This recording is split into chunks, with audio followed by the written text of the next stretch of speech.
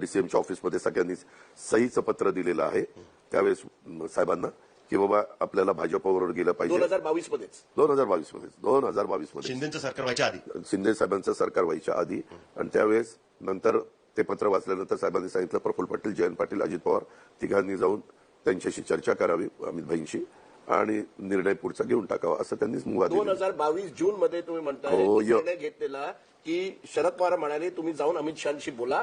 नाही, हे पत्र त्यांनी वाचल्यावर पत्र वाचल्यावर त्यांनी सांगितलं की जर ही सगळ्यांची मानसिकता असेल तर तुम्ही तिघांची मी कमिटी करतो, तिघांनी जावा, चर्चा करा आणि पुढच्या ज्या काही सरकार बनवायच्या. म्हणजे शिंदेचा रिव्होल्ट सुरू झालेला की त्याच्या अगोदर शिंदेची सगळेजण सुरतला सुरतला ते गुवाहाटीलाही पोहोचले नव्हते, सुरतच्या पहिल्या टप्प्यात. म्हणजे तुमची सरकार पडणार होती ह्या पडल्या म्हणजे सरकार पडणार होती एवढं नक्की होतं. त्या काळात शरद पवार म्हणजे डायरेक्ट शरद पवार ती चिठ्ठी वाचली आणि म्हणाले तुम्ही जाऊन चर्चा करा, तुम्ही चर्चा करा आणि जर भाजप आणि एनसीपीची सरकार होऊ शकेल तर ते करा.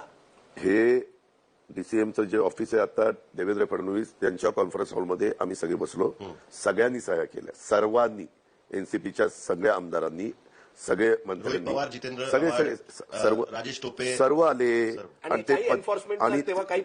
ते पत्र घेऊन स्वतः राजेश टोपे साहेबांच्याकडे गेले. राजेशला खासगी केव्हाही विचारा, मी महाराष्ट्रात त्या संदर्भात आता कुठं प्रश्न येतो.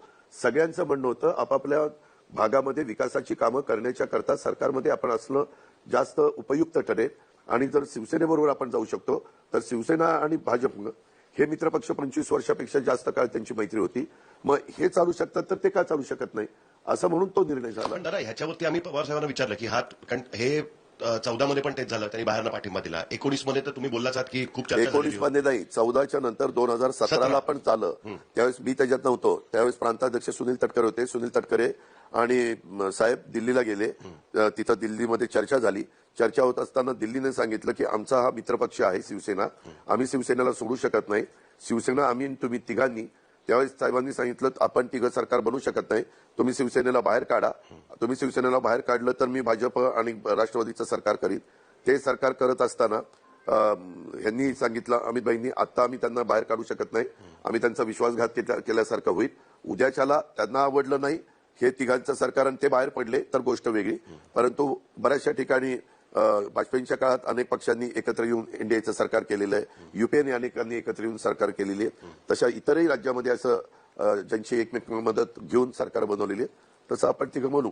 पण साहेबांनी सांगितलं असं असेल तर आम्ही सरकारमध्ये येणार नाही, शिवसेना बाहेर काढा मग आम्ही तुमच्याबरोबर येऊ. ही 2017ची गोष्ट नाही. तर त्याच्यावरतीच त्यांना आम्ही विचारलं तर त्यांचं असं म्हणणं आहे की ठीक आहे 17 असेल, 19 असेल, नंतर तुम्ही म्हणता तसं 22 असेल, पण मी गेलो का? शेवटचा पक्के त्यांचं असतं की ठीक आहे मी चर्चा करायला सांगितली पण गेलो का? आता ह्याला काय मी सांगितलं ना, 17ला त्यांनी अट घातली शिवसेनेला बाहेर काढा, भाजपाने ते मान्य केलं नाही म्हणून गेलो नाही. 2014ला तर कुणीच विचारलं नव्हतं. आम्ही काउंटिंग चालू असतानाच तिथं टीव्हीला आलं की बाहेरनं राष्ट्रवादी काँग्रेस पक्षांनी कुणाच्याच क्लिअर मेजॉरिटी येत नसल्यावर राष्ट्रवादी काँग्रेस पक्षाने बाहेरनं पाठिंबा दिला. आम्हाला सांगितलं की वानखेडेचे प्रमुख तेच होते, वानखेडेची परवानगी तिथं कुणालाही सभेला राजदीपजी देत नाही. तुमचे वडील तर प्रख्यात दिलीप सरदेसाई उत्तम क्रिकेटपटू होते, तरी देखील त्यावेळेस मोदी साहेब शपथविधीला येणार आणि शपथ तिथं घेतली जाणार म्हणून वानखेडे पहिल्यांदा दिले. 2014ला वानखेडे स्टेडियमवर शपथविधी झाला आणि आम्हाला सांगण्यात आलं की तुम्ही सगळ्यांनी शपथविधीला जायचं. भुजबळ साहेब, अजित पवार, जयंत पाटील, दिलीप वळसे पाटील, आम्ही सगळेजण प्रमुख लोक शपथविधीला तिथं हजर होतो आणि आम्हाला सांगितलं की आत्ता शपथविधी तो होईल आणि त्याच्यानंतर पुन्हा चर्चा होऊन आपण त्याच्यामध्ये सहभागी व्हायचं असं आम्हाला सांगितलं होतं. आम्ही काय जे वरिष्ठ सांगतील ते ऐकायचं पुढे जायचं. पण 19 मध्ये तर तुम्ही गेलाच होतात. 19 मध्ये तर तो मुद्दा तुम्ही अनेकदा थांबलाय त्याच्यावरनं की 19ला 23 तारखेला जी तुम्ही शपथ घेतली त्याच्यावरनं सतत वाद आहे की नक्की ती शपथ घेणार हे पवार साहेबांना माहिती होतं, त्यांचा पाठिंबा होता, आशीर्वाद होता नव्हता, चर्चा सुरू होती, हे आता तर बाहेर आलं. आता आपण आहे 2019 कुठं उकरत बसतात ते देवेंद्रजींनी पण बऱ्याचदा सांगितलेलं आहे. कुठं चर्चा झाली, कुणाच्या कुठल्या उद्योगपतीच्या बंगल्यामध्ये 5-5, 6-6 मिटिंग दिल्लीला झाल्या हे बहुतेकांना सगळ्यांना माहिती आहे. आता तेच कारण आता ही निवडणूक लोकसभेच्या निवडणुकीच्या निमित्तानं लोकसभेचे प्रश्न विचारले तर जास्त. आपण 2024 वर येऊ. 2024 वर एक प्रचार आहे अजूनही की तुम्हाला दबावावर तुमच्यावर दबाव टाकला गेला अमित शहाजी किंवा कोणी दिल्लीने की तुमच्या पत्नींना